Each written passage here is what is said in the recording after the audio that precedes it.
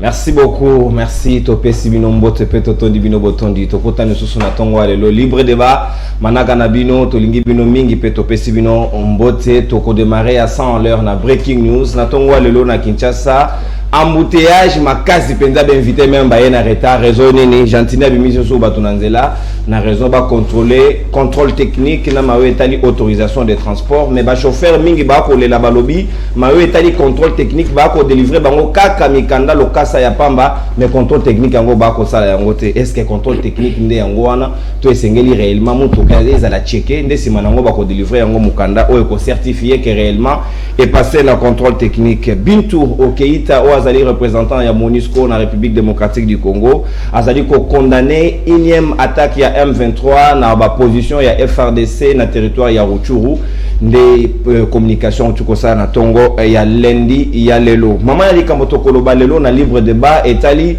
réconciliation topé unité bomoko ya bakatange est-ce que enjeu majeur ezaki kokutanisa Joseph Kabila sénateur à vie na ancien gouverneur ya Katanga Moïse Katumbi Chapwe to ezaki penza vraie raison ya kosangisa bakatange nyonso na conflit nini enjeu ezali yango wana kokutanisa des grands leaders wana to enjeu ezali mosusu danger to risque ezali nini na milulu ena parce que ezali pratiquement tolé na ba réseaux sociaux ba vidéo mosusu ebimi nani azaki Judas Iscariote sikawa nani akomi Monsanto Christ nde nani toko décortiquer pe toko analyser yango na baninga bazwami na ngai tout autour ya plateau ya libre débat et ya Tongo Alelo tozali nandeko Gramic le grand et azali moko ya bayipanzi sango ici na jeu lokola analyste proche ya Moïse Katumbi mbote na pe boye ima poko souffrir ndeko na pesi mbote non merci beaucoup en tout cas merci bien mandeko nyos bada Rolanda bato tout ba binga ina zala jamais proche à Moïse Katumbi ni proche acteur politique moi songo na yabi qui c'est entre confrères de taquinerie un peu exactement ndeko tellement tout ça pe na Tongo depuis il y a semaine na pesi surtout mingi ba encouragement na bana nyonso be levo bazo sala quoi bien on une dissertation les effectivement embouteillage eza makasi gentini na biloko na ye ya vignette wana j'espère que vous dérangez tenu il y a dissertation mais tout ça pour interpeller ba autorité nyonso ya ville que esengeli soki bazo percevoir mbongo ya mpako esengeli pe mbongo mpako wana esala misala pamba te banzela eza ya kobeba na ebinzela moto eza malamu na kati ya Kinshasa et na osenga ba kongomani nyonso bazala toujours vigilant mais na robanda directement na zana message moko boye na chopaki yango na lobango na terme bongo na groupe moko ya WhatsApp groupe wana eza na ba mama ebele siko kati ba mama wana eza na message moko sur kila ki ba komi boye ndeko na ngai na tangango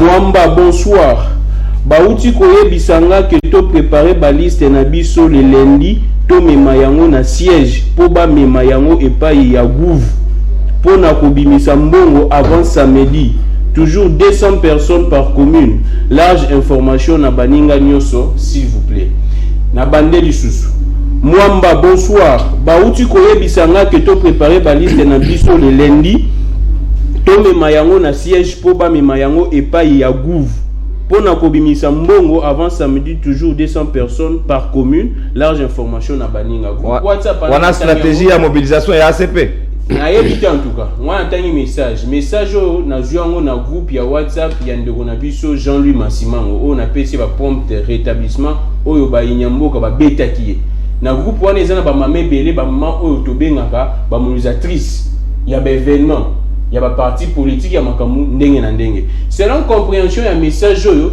apparemment bazo senga na ba maman wana ba ya na par commune 200 personnes maintenant moi je me pose la question pamba te biso tout aux information qu'il y a un parti politique bon nga ba sala sortie officielle on a stade des martyrs je me pose la question parti wana bandika ka sikoyo ezumbo ngo wapi pona osala événement na kati stade et puis il y a ni balai tant ou 200 personnes par commune au salaire combien je me pose encore la question selon les informations les mêmes partis politiques seraient en train de débaucher certains communicateurs à partir de moyennant $1000 tout ça qu'on est battu dès qu'on a jamais le peuple non présenté Taza Azali tweet mort très important dans le canal bon la présence naïe to limite bon on a vu sur la vignette et servir la sortie officielle il y a parti politique parce que message on a merci Grammy Clément interpeller peuple contrôle citoyen signé Jamaka tout ça pour interpeller justice il y a déjà des informations qui circulent procureur Moussa Nangweza a l'ouvert d'infraction celui procureur a l'ouvert d'infraction de tous les bâtiments n'a été il y a tout ça pour téléménager les camos ceux qui vignette pas maté moi je ne comprends pas recouvrement forcé ou quoi ils ont ça les mains na minute na habité sur base de quoi aussi longtemps Zibanzele débat depuis Kala bah ça que là on te garde na minute to commis à la veille à sortie officielle il y a parti politique moi ressort voilà oh biso tout au yebike même parti politique non nous pas ça sortie officielle merci gouverneur bah deux gouverneurs tous ça qu'on batté selon les informations les députés provinciaux sont en train de dénoncer la corruption l'élection du gouverneur il y a tout ça pour téléménager pour dénoncer Kambu oh ya ko pesa ka ba imboka mbongo kaniaka ya merci Grammy ce que ba pesa bino mbongo ko kenyelo ko wana te ce ko olia mbongo liango mais ko kenyelo ko wana te mais na conseiller olia mbongo wana te zongisela bango ko kende activité monte ya politique ya modèle ya bongo pamba te bazana avenir moko te po bazape na offre politique te en dehors ya ko corrompre bino Grammy aujourd'hui 3 minutes na biscuit ata yo moko c'est très important. Merci beaucoup Grammy Legrand tozali pe na moko baye analyste indépendant Patrick Sahel ali na biso longo ndeko Patrick na pesi mbote pe na tondi obotondi mbote na ndeko nono mbote na bandeko tozana ba na plateau je salue Jano je salue Grammy c'était très normal à 3 minutes j'espère qu'on peut s'en rappeler à quelques poussières il y a minutes vous allez na yango ndeko en tout cas, Gentini, tu évites ce que tu sais, il est dit, waouh, à Koufana. Non.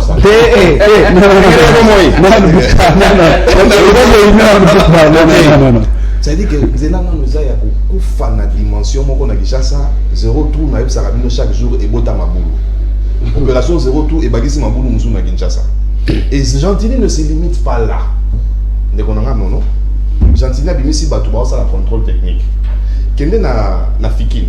Place bachaka et si kaba ba mituke ya ka sali contrôle ba peso mukanda sima ozongi so bakanyo na nzela ba l'action au labzike na sala qui contrôle et ça société confa ba chauffeur ba se plaindre que contrôle technique et l'accès yo pesa biso mbongo biso to pesa au papier to za ko na ko sa o ba te mutuka mais on vente autorisation mais là sous contrôle technique c'est et comme il n'a pas au pesa mbongo ba pesa yo papier mon pour l'accès na nzela est-ce que Gentini aime vraiment ce pays?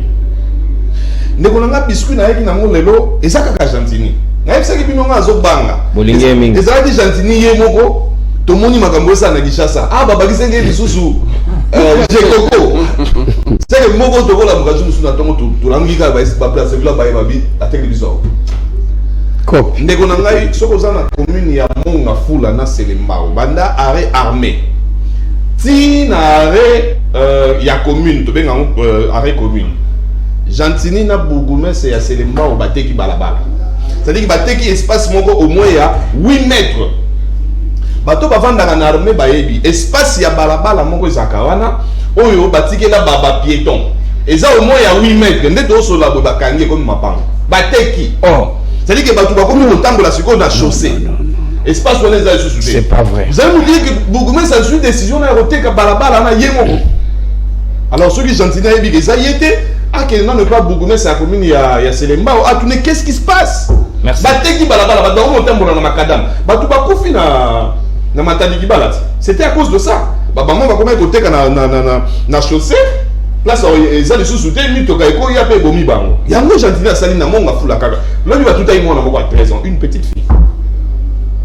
Parce que balabala bourgmestre na Gentini, to bagisi suna jekoko bateke am.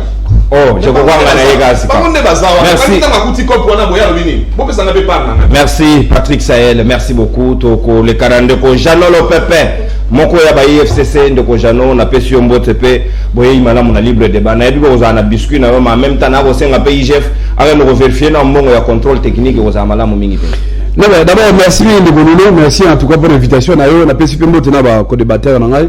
En tout cas na derrière nous sur malobi a on sur malobi a c'est important surtout pour na biso babita ya Kinshasa.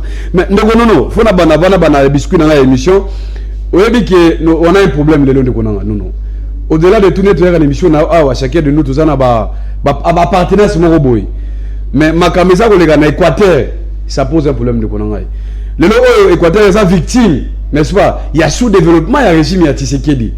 Et qu'on n'a pas intérêt, il y a qu'on renforcer encore davantage. notre division na 4e province Équateur. Mikolo Eleki de Bonangai, je vis un collectif ya ba député, ba ancien na ba nouveau ba députés nationaux, ba ça les conférences moko boye de Bonangai. Pour na go dénoncer que voilà, baza marginalisé, baza victime ya ba équatorien mosusu de Bonangai. Na 4 ya union sacrée et na 4 même ya province Équateur. Alors, moi je vais lancer un appel. Équateur appartient à tout le monde. L'Équateur n'appartient pas à ma famille notable wana. N'importe quel, n'est-ce pas, moi en Équateur, ceux qui alignent à construire l'Équateur, ceux qui alignent à construire l'Équateur, ils ont droit parce que ils allaient m'abeler à la cour de la mission news. Donc, il n'y a pas ma famille notable wana, n'est-ce pas, ou bah gagner aussi la messe mon noir pour na koluka moi le lengi nini ba ko ko benga nani comment il s'appelle nani ndeko na biso azali ko na nani ba benga nani nani boba bobote nani monsieur na Gilwando. C'est un fils de l'Équateur. C'est un monsieur Oyo, Azumbo, n'est-ce pas? Azako investir pour développer l'Équateur en dehors de la considération politique. C'est comme ça que nous avons notable, nous avons besoin d'unité, nous avons besoin de solidarité. Nous avons esprit de division.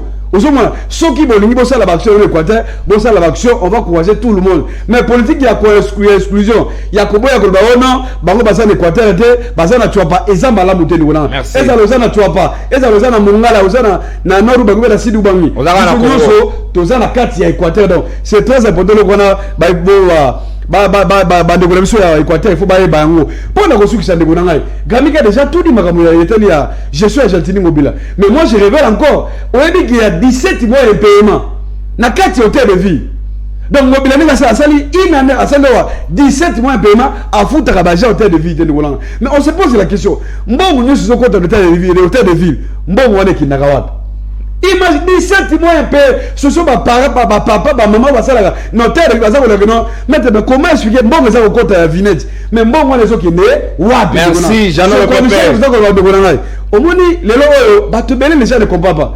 Les gens pensent que nous avons un contre Alignetti. Tu as besoin que tu as contre Alignetti. Mais c'est que nous demandons c'est quoi? Alignetti face à la Moussala Mokozali impartiel. Ça veut dire quoi? Lorsqu'il y a des révélations pareilles, il était une expression il chef. Il est censé avoir quelque chose. Mais lorsqu'on voit que na cas Argentine mobile, tout ça comment on a dit chef de, c'est qu'il y a un problème de non. Ce commissaire tout ça qu'on voit que non, il y a un problème que non, Alignetti, il faut admettre rapport il y a contrôle de gestion il y a de Argentine mobile. Ce n'est pas normal que ce n'est pas normal que non, il y a beaucoup de gens oh bah perdre la poste là-bas à cause des chefs mais pour na cas Argentine mobile, tout ça on comprend était silence radio là. Et ça malamu. Merci, maître Janon Lopépé. Les lots à carton rouge au bima, mais à 2 jaunes peu au bima. Toi, maître Papi Ngandou Diosso, secrétaire général adjoint à ANCL, parti cher à Gilles Bavon Mwamba, n'a pas su Mbote Peboye Manamona libre débat. Mbote Mona Congo, Bengi Kombo Nanga Malamote, na Bengami na Kombo ya Papi Diosso. Papi Diosso, l'intellectuel de Kabea Kamanga. Alors, na Sepeli, Okuta na Yamik les grands. Très bien. Ndeko Nanga ya F Soso. FCC. Patrick Sahel, Moutnanga de tous les temps. Mais Ndeko Patrick. Ndeko non. Yo mo bingi Kombo Nanga Malamote. Ndeko non. Parce que yo pe obengaki Nanga Malamote. Mbote na bayi ANCL, Mbote na ba communicateur nyonso union sacré bisika nyonso bovandi, coordonnateur Papi Diosso apesi bino Mbote. Lazana biscuit ya Kanda.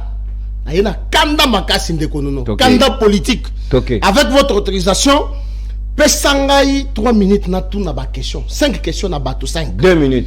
2 minutes. Ça va gérer temps. Question à Liboso. Ramazani Shadari. Abimaki Alobi, Félix Tshisekedi Yemo Konde a sa problème. Même ceux qui m'a payé 1000 bons communicateurs à Kosale le côté. Je demande à Ramazani Shadari à répondre.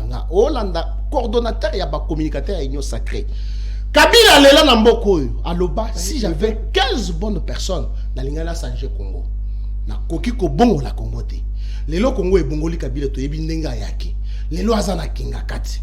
Qu'est-ce qui a fait que Kabila a craché dans la mémoire Yaba, professeur d'université, Nyonso Bazalaki autour naïe, Mova Sakani, Évariste Bochab, Némi Moulania, devoir de mémoire. Tous ces gens, Bazalaki autour ya Kabila. Mais Kabila allait like. Les lois même ceux qui m'a payé 1000 bons communicateurs. Pourquoi Bozalaki ba professeur, Pembene Kabila, et que Kabila allait. Au moins Kabila ndé ayo kisibi son son. Deuxième question, Jimmy Kitenge, un monsieur très arrogant, mais n'a impunité. Très arrogant. Très arrogant. Mais il n'est pas ici. S'il vous plaît, Jimmy Kitenge na autre na question. En 2006, Vital Kamerhe Jimmy Kitenge, interprète de Joseph Kabila. À la Kakinini, à Kotonga, dans chaque province. Kabila Dara Baba. Papa, on a le big Vital Kamerhe interprète. 2006 vidéo Isali.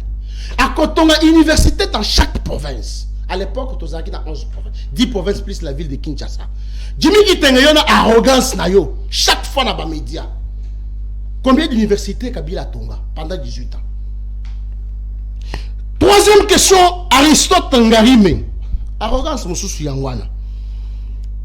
Tout le monde a pendant 5 chansons de la République. Oh, bah, 5 chantiers. Oh. Bah, TGV, tout le monde a maquette, tout le monde a bilo, belé, autoroute. Aristote Ngarime, on les canal presse. Dans le livre, il y a ma promesse. Il y a le président de la République, Félix Antoine Tshisekedi Tshilombo. Ah bah promesse au basala kabiso na ba maquette. Aristote Ngarime. Okola kisabiso autoroute o Tshisekedi Kabila Tonga. Okola kisabiso TGV o Kabila Yanango. Aristote Ngarime place à Massa Nanga. Mutuna Yasuka. Non, pas Yasuka Ndeko, s'il vous plaît. Quatrième question. Jean-Serge Tchibin. Très arrogant aussi. Bah tu as F Soso. Donc bato ka nommé Sigayo Kanedi Bango. Kada Bango. Apparemment.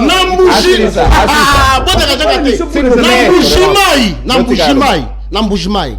Kabila lobby akobongisa shit katende courant ekozonga akobongisa banzela pona babiloko etambola. Jean-Serge Tchibin. Namunoko na yo leki e pa Jean-Pierre Kayembe lobby. Kabila tika courant na Mbujimai. Kabila tika banzela na Mbujimai. Kasa ekufa. Yasuka. Dernière question, devoir de mémoire. Naini Mouilanya. Yebisa biso.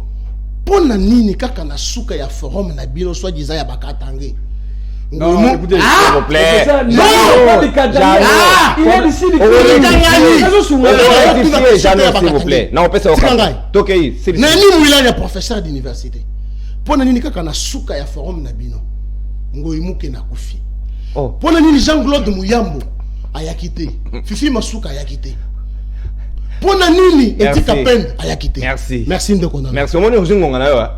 Na saleli ngonga na ngai. Kitoko. Merci beaucoup. Très bien. Natondi bino botondi ba débatteur ya libre débat mokola. On a yebe ko la moto. Maintenant qu'on rappelle ka principe carton jaune ali, carton rouge ezali. Donc tout ça moninga ko loba. Soki na bobolu yo awa, ngi ko loba ke o loba suto ko mababa. Nenge interprète dalaka. Ndé bongo mettre pas. Merci beaucoup. Très bien. Si carton ko démarrer à 100 à l'heure. Enjeu na d'enjeu, il y a forum sur l'unité réconciliation, il y a Bakatange, Nino et Sademi. Ba réconcilier nini. Pourquoi kaka maya maboko ye Kabila Sokola, Katumbi Sokola. Donc ils a réconcilier les deux grandes personnalités, Negogramik les grands, Maloba Ongambo Wayo.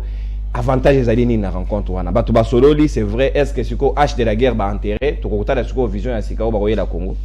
Ouais, merci beaucoup pour na mutuna utuninga na rozonga nango mais batuba loima makambo ebele awa. C'est vrai qu'à Sali plaidoirie moko ya malamu disons que à Sengi na ba notable batutu Équateur ba yokana mais en citant les noms de Guy Luando, moi je suis un peu inquiet parce que jusqu'à présent Guy Luando qui s'est Oyami Monisara qui se manifeste comme quelqu'un qui fait des actions à niveau ya Grand Équateur avec ses moyens propres, mais je ne sais pas comment est-ce que Guy Luando n'arrive pas à mener l'action gouvernementale de son secteur. Pambaté la Constitution dit clairement que les ministres sont les chefs de son secteur. Maintenant, on comprend que tant que Guy Luando Kazako Sala en Équateur, mais aussi longtemps Azaziko ministre, Azako n'a pas moyen, il y a l'État, ministre d'État en plus.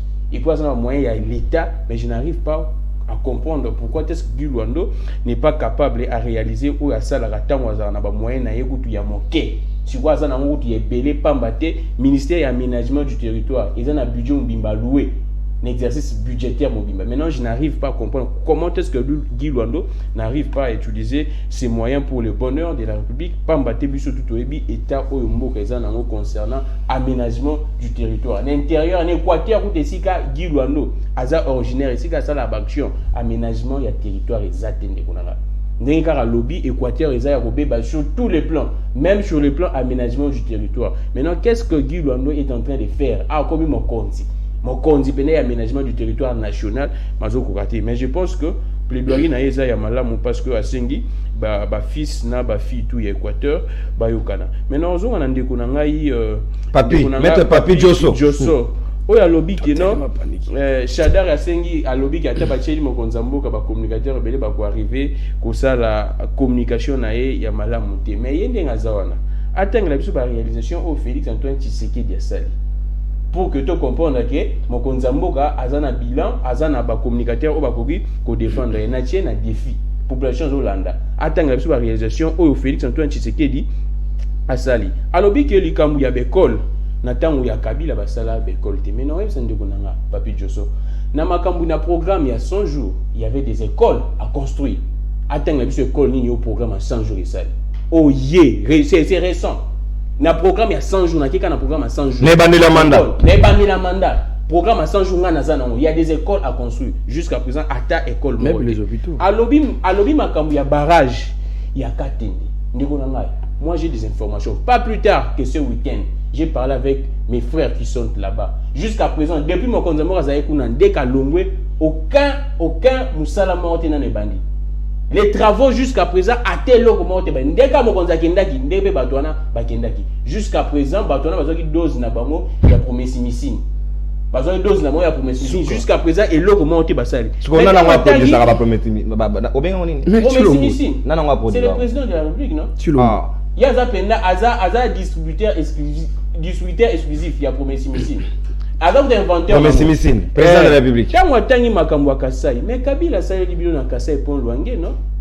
Ce qui le loba ndeko na biso belé ya Kasai ba longwe Kasai ba ye awa. C'est grâce à pon Luange. Si ko tango Kabila sali le côté ozolo ba Kasali le côté. Mais Félix Antoine Tshisekedi atzalaki kuna na Kasai. Alobi ke na sali constant na moni ke lo monte sami na Kasai. Programme ya Chile Gelo et ça le logo monte. Programme ya mi balé.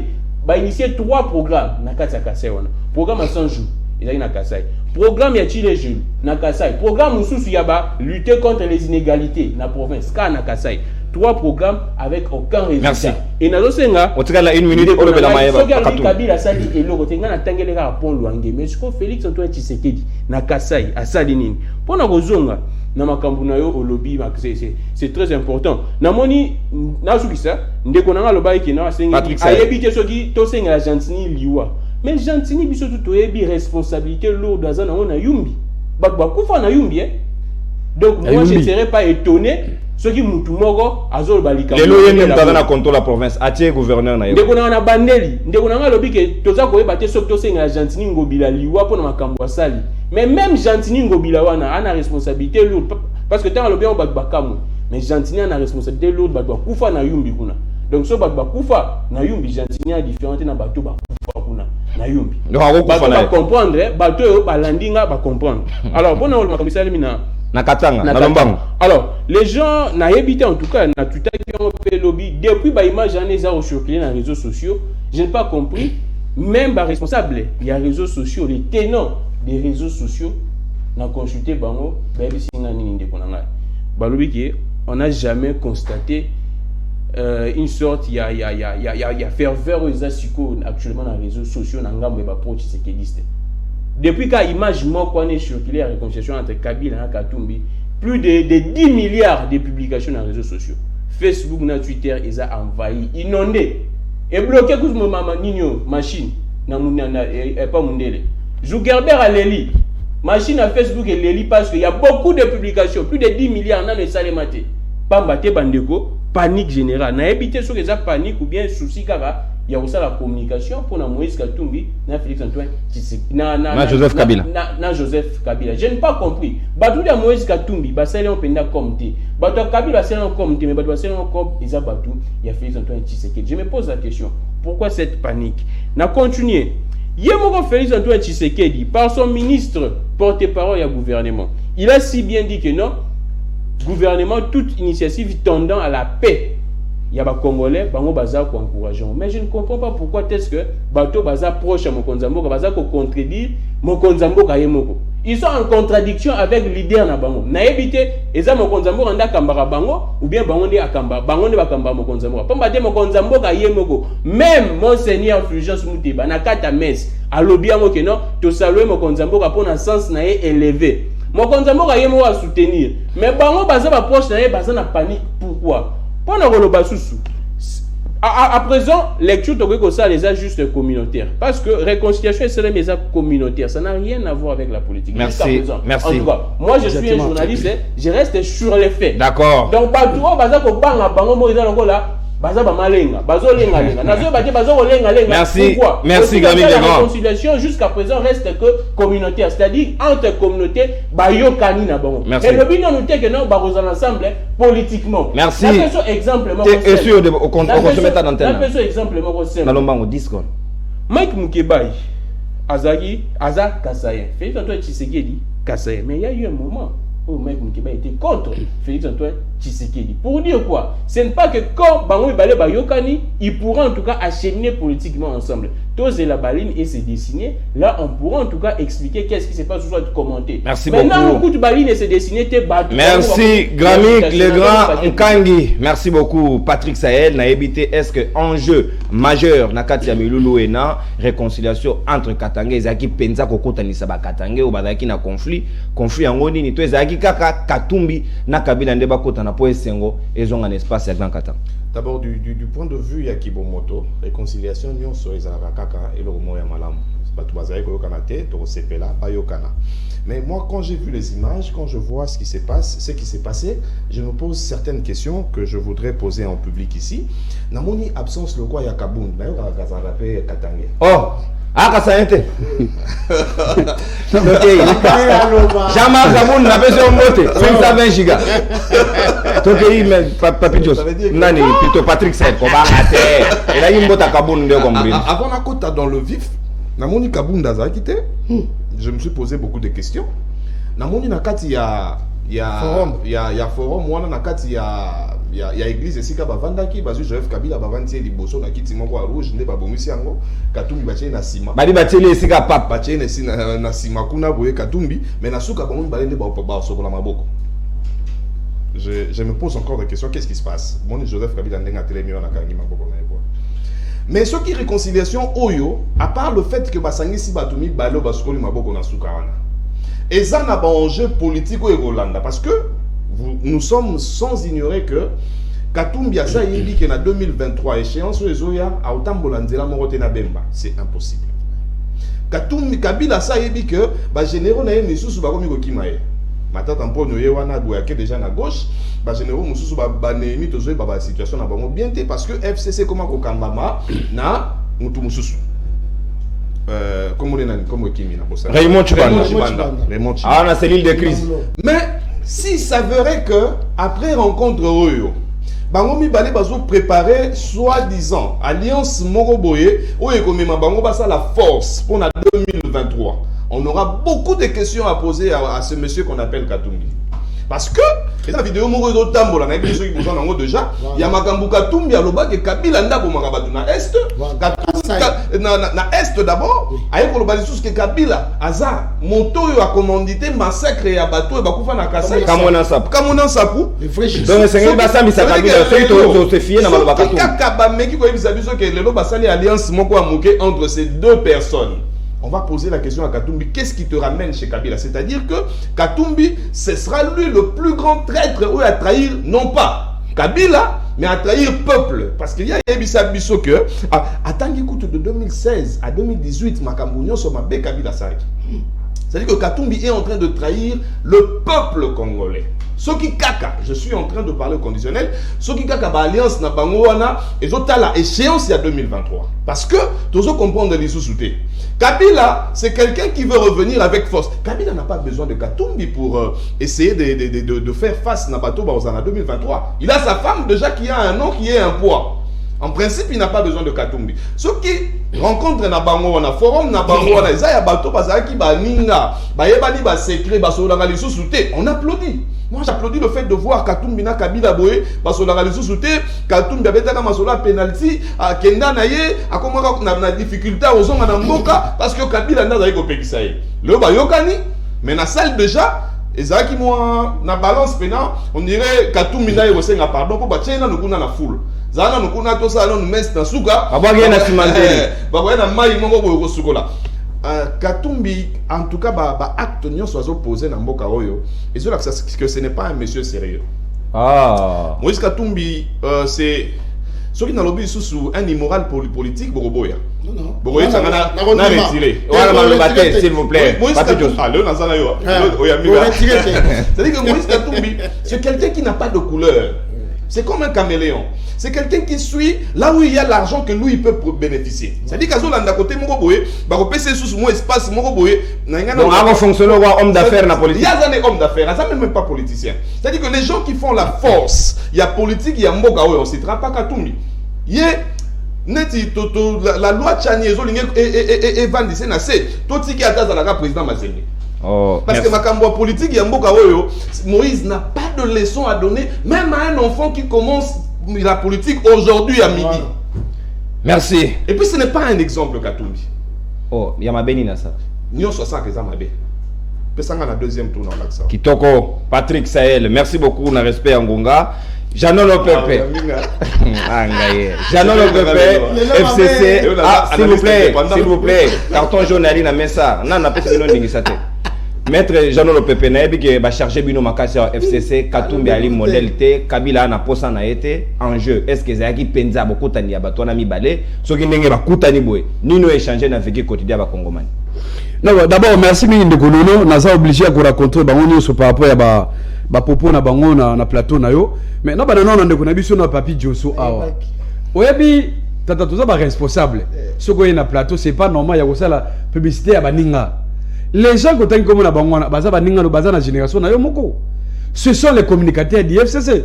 Je comprends que notre Jimmy Abangi Sakayo, Tibé Abangi Sakayo, Aristote Abangi Sakayo. Aristote na tonga le loyer ko ça là encore publicité par rapport à la communication pour te dire que non, baza ba meilleur plus que toi. Deuxième élément encore on connaît comment Kabila est venu. Mais écoutez, tu as vu le Félix et Félix est na pouvoir. Fatih est venu au pouvoir état chemin. Dis-moi là où Fatih, avant comme président, il travaille. Il est venu au pouvoir, et t'as que chemin. Donc, contrairement à Kabila. Comment on est petit Félix Moussala? Mais oui, exactement. Contrairement à Kabila qui est venu, d'abord, il était d'abord général.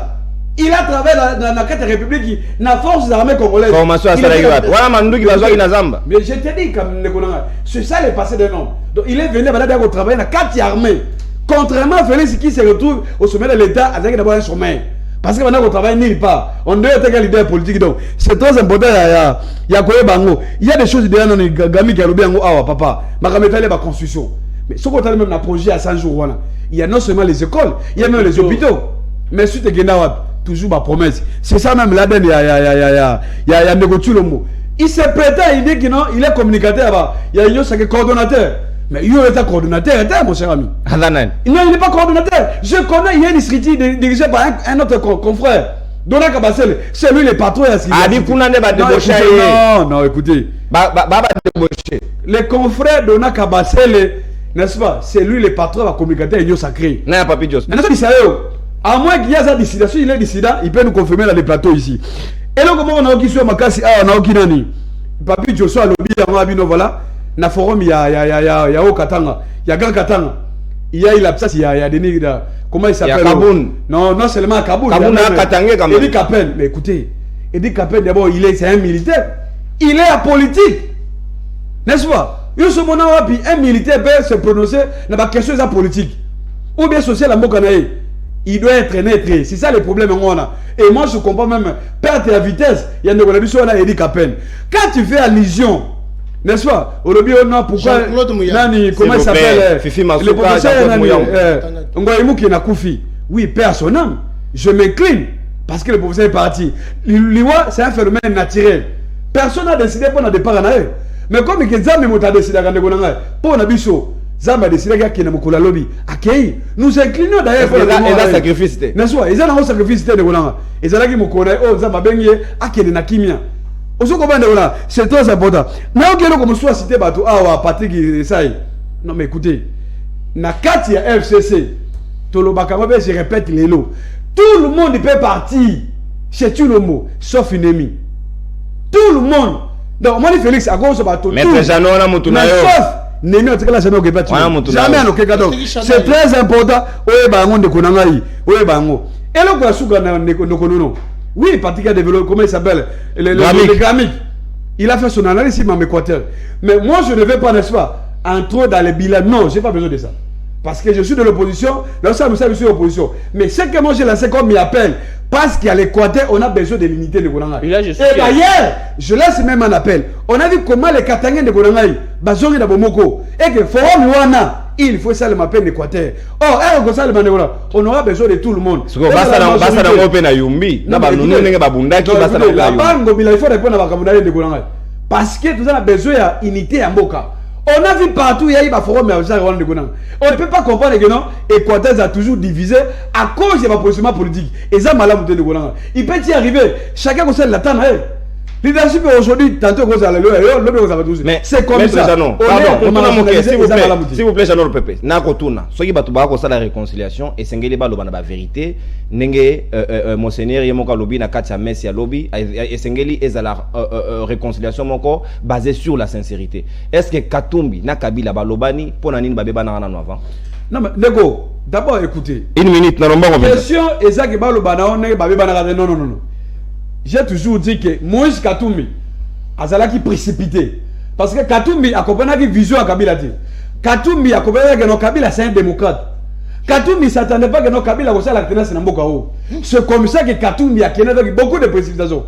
Parce qu'à un moment donné, Katumbi était manipulé par les Occidentaux, n'est-ce pas, pour te dire que non, voilà, Kabila a besoin d'un troisième mandat. Or, Kabila, il a pensé qu'il y a une démocratie. Azalaki que Mboka il faut la paix c'est un peu alternance politique pour la pérenniser encore Ndekonangai chemin on a une élection à Mboka na biso.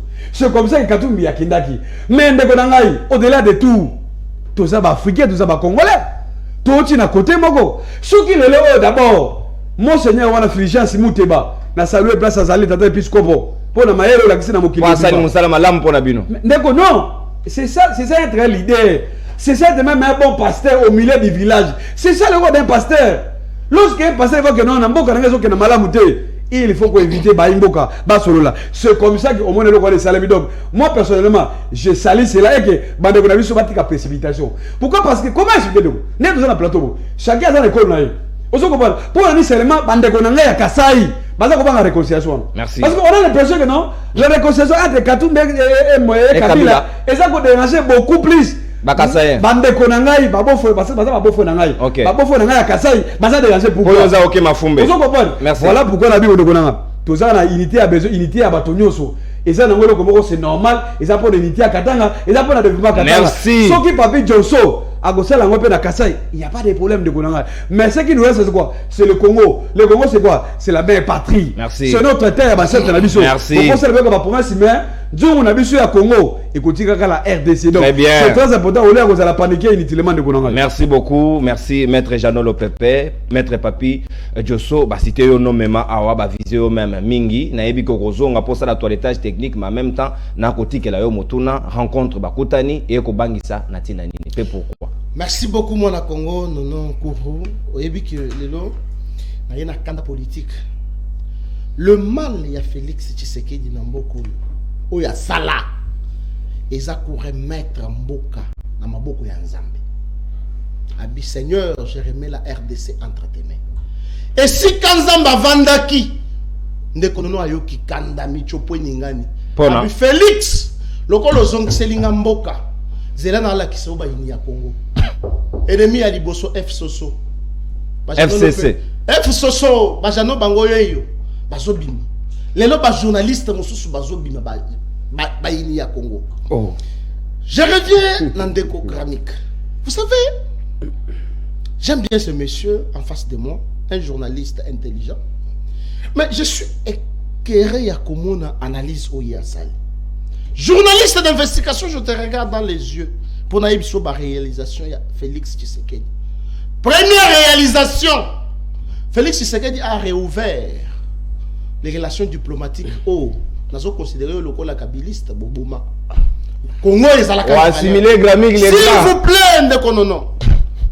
Deuxième réalisation, gratuité de l'enseignement. Tu ne me diras pas que les amis. Mais c'est une réalité. À tout niveau construction avec école, il y a un lobby réalisation à Félix Tshisekedi.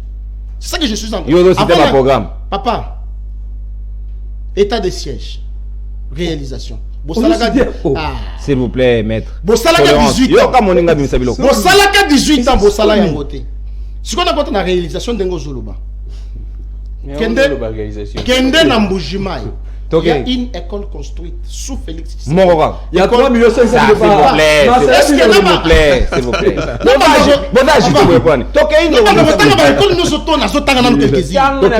Papa, école du Pumba, Ambujimai. Comment on a dit Pumba? Déjà. Ah, papa, tika nanou. Ambujimai beaucoup école construite sous Félix Tshisekedi. Par Marcel Bilomba. Papa, Kende na Lubumbashi, hôpital Sendwe. Construit sous Félix Tshisekedi. Kende na Mwanda Awa. Babenga nini embauché. Non, nani frontalier, c'est quoi? Nasoyo. Kabinda. Non. Loufou. Les termes na Loufou na soki agence frontalier ya. OK. Pas de problème. Toi on n'y est pas Tshisekedi. Ah. Oui. Vous avez dit non, précision. Et la réalisation. Et sa réalisation, papa. Réalisation,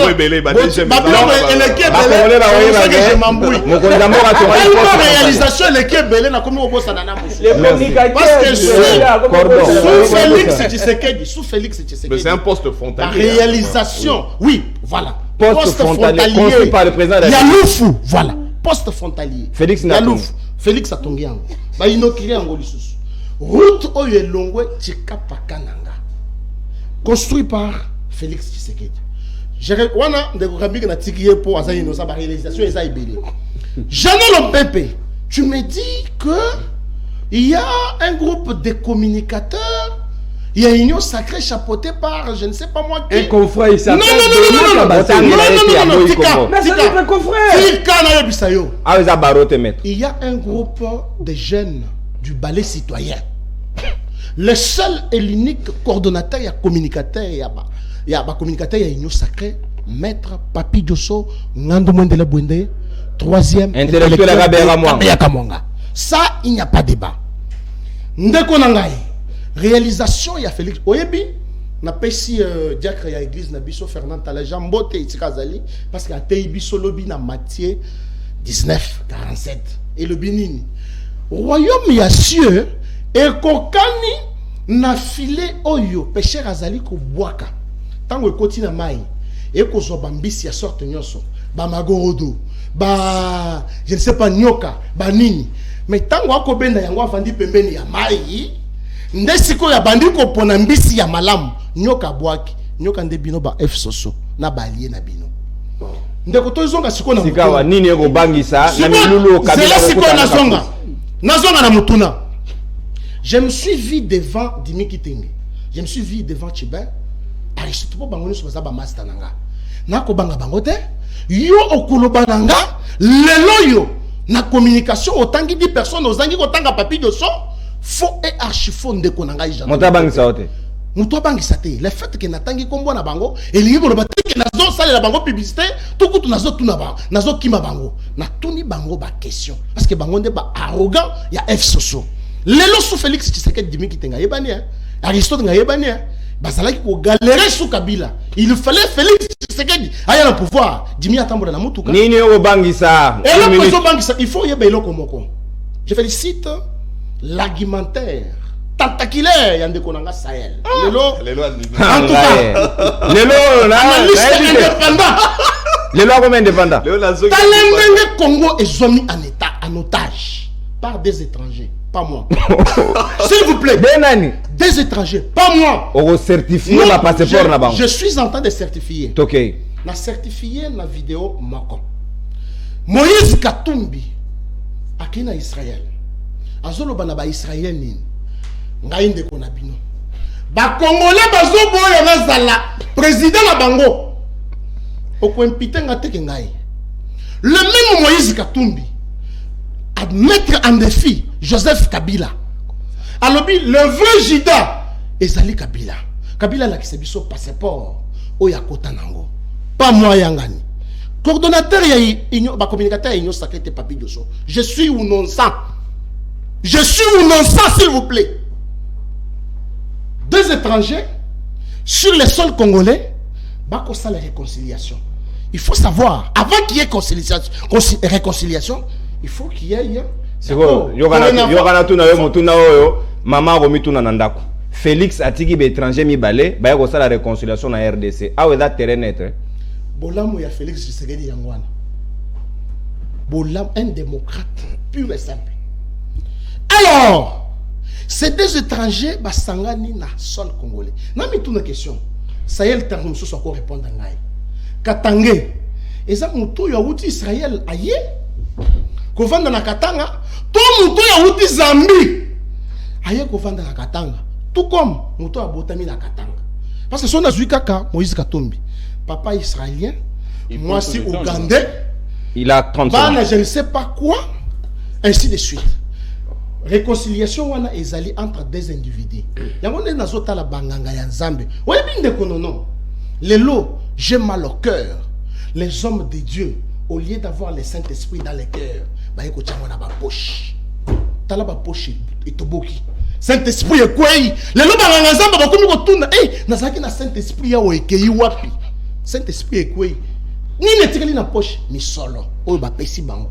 Pour basa la réconciliation et pour bangi sa bisoté ngani nazali komona réconciliation oyo lokola simple jeu na benga kayango un pandemonium tala lisanga ya ba esprit mabe bango ba basangani kaka pona kosala mabe. Merci. Katumbi amoni que azali incompétent à quoi postuler te loi tchani ndenge ndeko lobi et koya Kabila bloqué par la constitution. Bazo lingande beaucoup à la majorité. Merci. Na parlement. Alors, nasuki sana adage latin et lobby. Ngashama hashudilai, jila mawaya waya. C'est ça l'adage latin. Voilà, Chiloua. Merci. Merci, Gramik Kangi, les gars. S'il vous plaît, maître Janon. Gramik, n'a pas na ngamonayo, aux années 2 minutes, binon sur 2 minutes avant que tu boucles libre débat. Lui, il a beaucoup parlé. S'il vous plaît, n'a pas na Sikawa et Marambo Ezali, danger, oyo. Beaucoup d'anisso ko bangi sabat mususu. Est-ce que danger Ezali? Est-ce qu'il y a risque en 2023 que Kabila na Katumbi basa la force et ko bangi sa même fait Tshisekedi? Merci beaucoup. Ma belle mususu ya Kabila que le fait que débat politique est comme na encore beaucoup la blague hein. Nathan où il y a Kabila débat politique est très sérieux. Mais Nathan où Félix Tshisekedi débat politique est comme le la blague le démocratie. S'il vous plaît, on reçoit carton jaune. Josso. Alobi qui liwa va expliquer comment est-ce que juste na fin il y a forum et réconciliation. Ancien ministre de la défense à Kofi. Mais ndeko nanga ya ko expliquer sur ba mort tout auto enregistrant la présidence de la République. Azawan. Expliquer sur ba mort il y a bateau tout enregistrant la présidence de la République. Quand il parle de ça, il est juriste.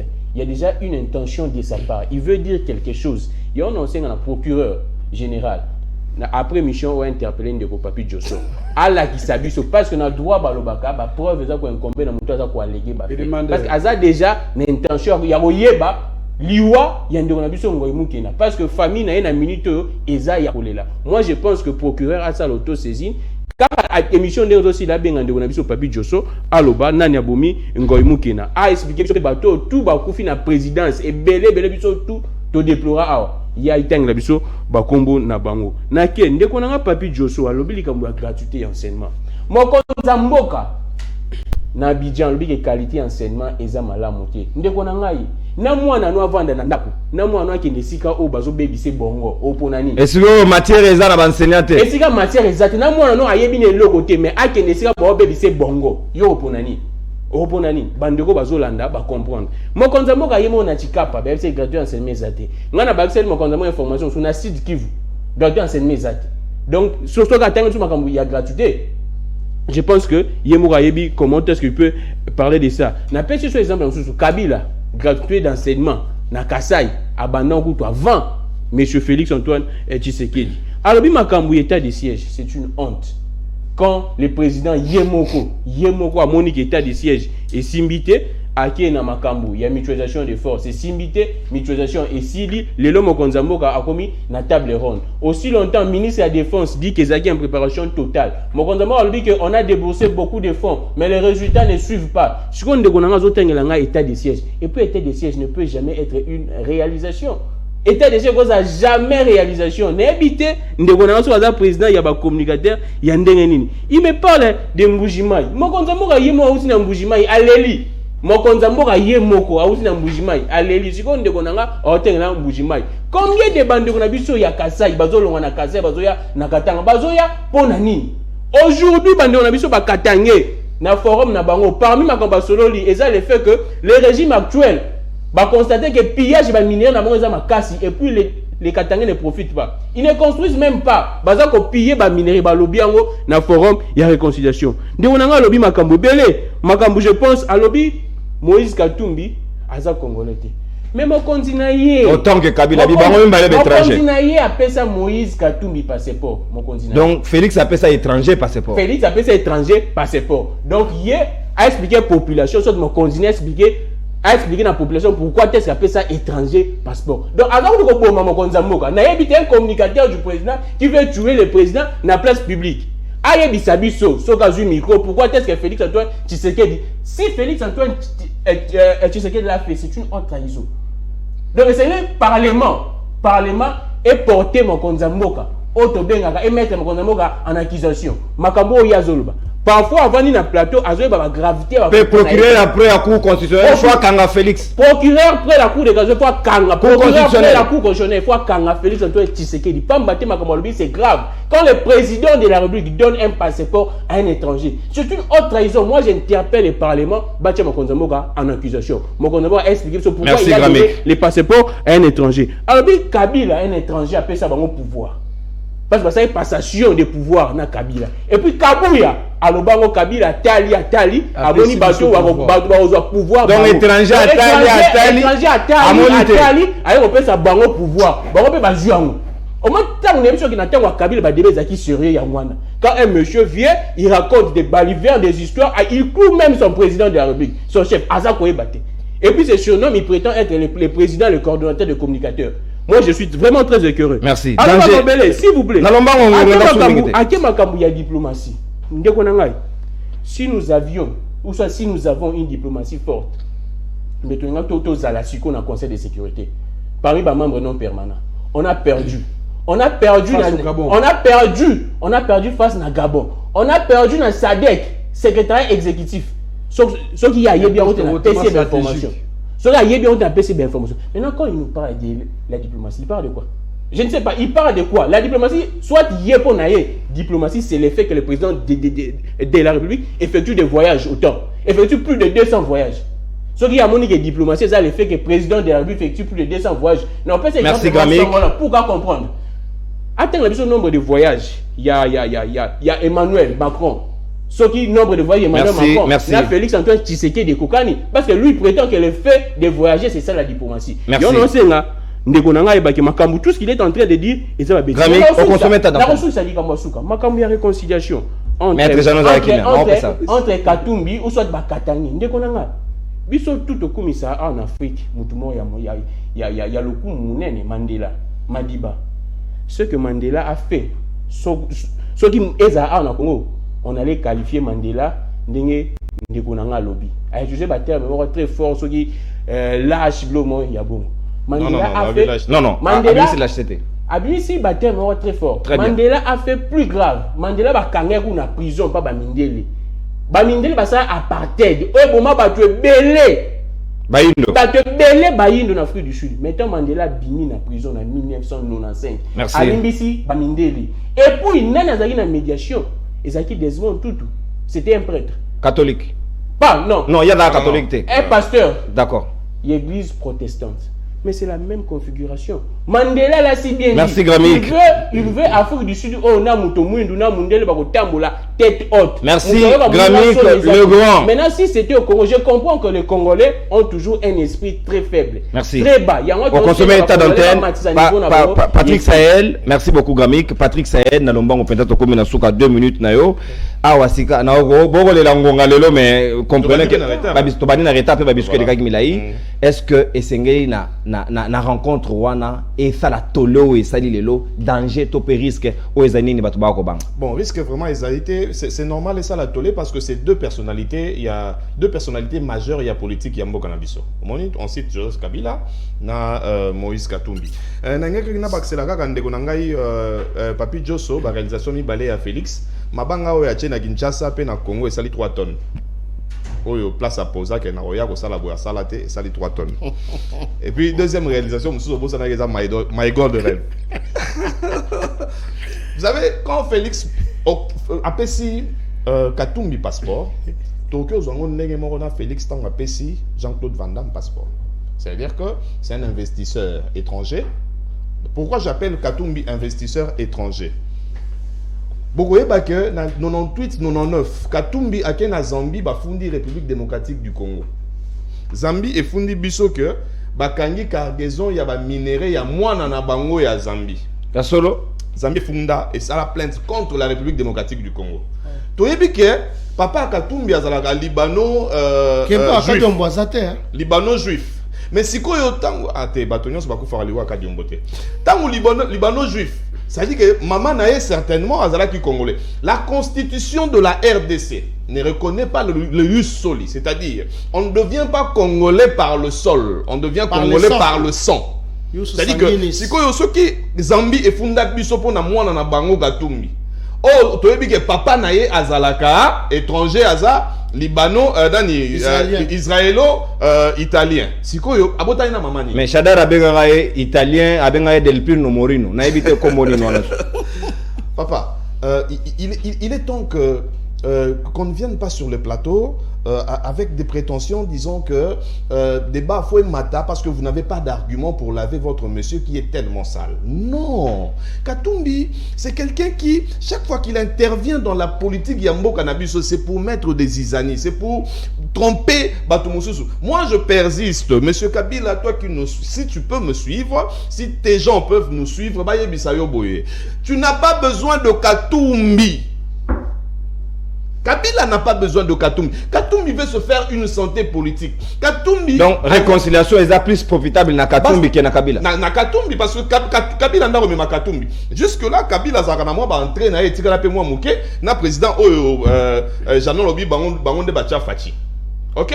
À cause de l'on Fachi, neni moutonan topé saka e passeport, est-ce que déjà ton ticket là est Mazembe, à la président Mazembe. Mais si koyo na politique ya Congo, Katumbi azali sous na place te. Loi tchani kouteza na ngona posa ko ya te po Katumbi aye baka ko kendete. Kabila a sa partition à jouer avec d'autres personnes. Bamatata bazali côté na biso ya population biso peto zali na côté na bango oya kimi minoko monena Kabunda zali akenda te pas Kabunda. Mais Lugani n'est pas Katumbi, c'est-à-dire que quand il tend la main à Katumbi ou c'est Katumbi qui tend la main à Kabila, on sent que ici est-ce qu'on peut justifier Liwa ou Katumbi a fondé la Kabila? Le loto justifié que ndeko nanga Grammy Kauti Lobakeno na Afrique du Sud de l'eau moya bongo salama na apartheid après Mandela aye alimbisi bango. C'est-à-dire que biso peut justifier que wana a fondé Kabila sans le savoir. C'est-à-dire que Makam Moïse aloba que Kabila nda aboma batu na Mbushimai, Kabila nda aboma batu na Est ezaki ya solo na limbisi to tchana c'est total liboso. C'est pas comme ça qu'on doit aller dans un pays qui se veut être sérieux. Merci beaucoup Patrick Sahel, tu commis vraiment dans ce calibre débat. 2 minutes, il y a Maître Jeannot Lopepe, Gramic les Grands. Alimoko ya bapanzi sangwa émission na 11h na uti ko libéré boko limbisa biso moke na Rémi Ménage et Salemi na plateau. Maître Jeannot Lopepe Maloba Ngambo yo 2 minutes danger zalini. Pona nini rencontre toboyo kanina bino ekomi ko bangisa ngambo union sacrée. D'abord ndeko nono ba téléspectateur ba comprendre que na lobi mingité. O loba mingi 2 minutes c'est très important au lieu de raconter ya s'il vous plaît. Comment il s'appelle Papi Josué union sacrée. Mais ba comment ne ba yebi. Quand Félix entre au pouvoir, ça a promesse tellement belle. Quand même, il y a parti naïe. Félix est incapable de créer d'emploi pendant bientôt 4 ans. Aucun d'emploi. Félix a créé un Moïsati. Aucune entreprise. Félix a créé un pas bientôt 4 ans. C'était dans le plateau A. Aucune entreprise. Exact. Dans le secteur, il a beaucoup parlé de la promesse, il y a la réalisation. Ça, ce n'est pas ça, Pamdi Diosso. Est-ce que vous avez monsieur état de siège? Au cours de Belango. Si nous étions un pays de diplomatie à ma casse, mais tout le monde qui est ministre, il y a pays, il y a communauté des pays d'Afrique de l'Est. Il y a Kenya. Il y a qui est qui est parce qu'on est faible. C'est comme ça que les gens ont compris. Alors il fallait qu'on impose, n'est-ce pas, dictat et pas M. Tulomo. Pour voir sur comment il s'appelle les groupes armés. Aujourd'hui, pour parler, ils ont déjà voué un échec. Échec est total. Pas plus tard que hier, M23 a frappé encore. C'est ça la diplomatie. Donc il faut qu'on regarde ça. Mais l'école ou bien la gratuité, écoutez. Gami Galoubengo, Namboujou, ça a commencé à l'équateur hier la gratuité. Même la Sankou, il allait déjà. À l'époque, il y a Kabila donc. Gratuité, ils ont bilé à Tshisekedi. Ils ont bilé également à Kabila. Il faut mettre ça en tête. Il faut pas partager en haut. Il faut partager en haut. Il n'y a pas un danger entre la réconciliation de Katumbi et Kabila. Danger, moko, égalité. Très bien. Pourquoi je dis ça, Négolan? C'est ça des Congolais. Ceux qui vont décider de battre la Zéla Moko. Ceux qui vont décider de battre la Zéla Moko. Où est le problème? Où est le mal? Où est le mal? Pourquoi ça dérange l'union sacrée? J'ai toujours dit, ceux qui l'union sacrée, ils ont valeur. N'est-ce pas? C'est parce que Katumbi appelle ça Beki. On a vu comment Félix a cherché Katumbi dans Mouin, dans la torche. Parce qu'on voulait, poids lourd. Na kati ya iloko na l'union sacrée. C'est comme ça que même côté la carte, il y a eu qu'on soit pris. La présence de Katumbi, c'est un prix à gagner pour Tshisekedi. Na kati ya l'union sacrée. C'est comme ça que les gens Sabino. Et je te dis, ils ont débit. Pourquoi? Parce que les Congolais, dans les jours à venir, ceux qui vont décider de passer à la marche politique, ensemble, tu soutenir Bango. Très bien. Pourquoi? Parce que tu as besoin, il y a une alternative crédible. 2023, tu le doit partir. Merci. C'est ça le problème. Merci beaucoup, Maître Jeannot Lopepe. Comme pratiquement dans ce cas, Papi Diosso, aucune perspective au Maître Jeannot Apessi. Donc 2023. Félix doit partir. Dans Kabila Sangana Katumbi Boye, il faut s'attendre que candidature à Moko va soutenir na Moninga Mosusu. Merci beaucoup, je vais gérer mon temps. Nalomba on pensa trop na soka. Avant na kota na question wana, penasa la moi toilette, je vais gérer mon temps. Na otuna Jeannot, na Gramik au katele parti oyo. Avion qui me invite na Anorit. Et qui n'a wapi. Mais qui a de tout ça? C'est simple, qui a de tout ça? S'il vous plaît. Qui a de tout ça? Et ça là combien de c'est votre régime. Et même bateau combien? Kabila a laissé ma vie au moment yango. Dernière question. C'est Kabila. S'il vous plaît, Maître Jeannot. Dernière question pour Nayo. Au collègue qui s'en place Kinga Katia, Tshisekedi Zalaka. Mais pardon, Nansele. Allez voir comment Tshisekedi Maître Jeannot, c'est qui est Nansele? Tolérance. On va répondre. Mais maman, c'est la belle matière. Je reviens dans Gramik Lekan, au Katelaï. Habib procureur, il faut se saisir pour qu'il y ait Kananga. Mais ce ne sont pas mes propos. Ce sont les propos qui sont sortis de la bouche de Katumbi. Donc s'il faut Bakanga, Bakanga Katumbi. Katumbi, il y a lobby sur France 24, côté na YouTube. Très bien. Que non, le vrai Jida, il y a Bomba. Batuna Est, Pena Kasai, et Kabila. Kabila Bengaka, Katumbi Juda. Vous allez comprendre? Donc, Gramik a se trompé. À lobby, à l'époque, il y a Kabila débat, ils allaient qui sérieux. Mais ça, c'est quel journaliste? Nous vivions dans la dictature. Débat démocratique, ils allaient quitter au lobby Bakangio. Les Gramik, un journaliste indépendant, Azoloba, Abinipe accueilli, à quelque chose l'émission. Facilement. Moutasimbiete. À comparer à Kabila. Alors, on a un débat vraiment. Oh, ça fait communication et ainsi de suite. On a un débat. Katumbi, Fatia Pessi Katumbi, passeport.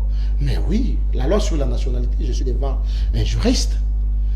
Nous, à côté de la nationalité, na bango a commis congolais.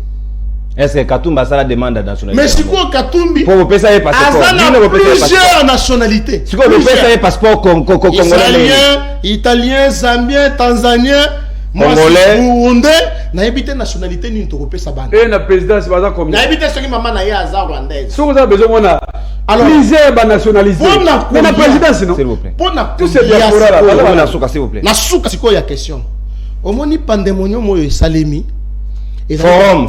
Na lobi pandémonium moyo salemi. Ezobangi sabino na nini? Ezobangi sabiso atana eloko moko. Alors, ezande liwa ya Katumbi amikundi na maboko. Kabila. Opinion arrive. Opinion Maître Jeannot. Opinion carton jaune. Maître Jeannot, carton jaune. On moni combien de fois combo ya Papi Diosso itangami awa. C'est comme ça que même dans le forum na bango ya ba FCC à WhatsApp combo na ngai itanga. Merci. Pourquoi? les prophètes politiques. Makamutu nyosona lobaka. Merci beaucoup. 2023 prophétie. 2023, Kabila ne sera pas candidat. 2023, Katoumi ne sera pas candidat. Merci. Prophète politique. Merci beaucoup. Non mais Kabila sera aligné à s'il vous plaît. S'il vous plaît. Ce n'est pas à vous d'interdire Kabila va Maître Jeannot le Pépé, to comme Nasuka, s'il vous plaît. S'il vous plaît, Jeannot le Pépé. Merci beaucoup Patrick. Merci beaucoup Ndekono. Émission Zagi Kitoko Mingi Penza na Tony Bino Botondi. Merci beaucoup mon amboka Papi Josso. Merci Maître Jeannot le Pépé. Merci Ndekono ngai. Kitoko makasi. Gramik Nkangi le grand auti kotika biso akiko sala émission to kota yususu. Katela ba. Lobby s'il vous plaît, asuna malobato za carton rouge na suka na limisa sauté. To komi na suka. Merci beaucoup Lelo ezali anniversaire ya la plume Plamedi Kisiki na dédio émission à Lelo na Azer Tembo le régisseur le plus excellent de sa génération na sengi bino to kota na susu. Lobby. Merci beaucoup. Merci. La part de Papi Josso, et part de Jeannot FCC. Merci beaucoup. Très bien. Tokota ni susu lobby pour la deuxième numéro à Libre Débat. Ya semaine. Bye bye.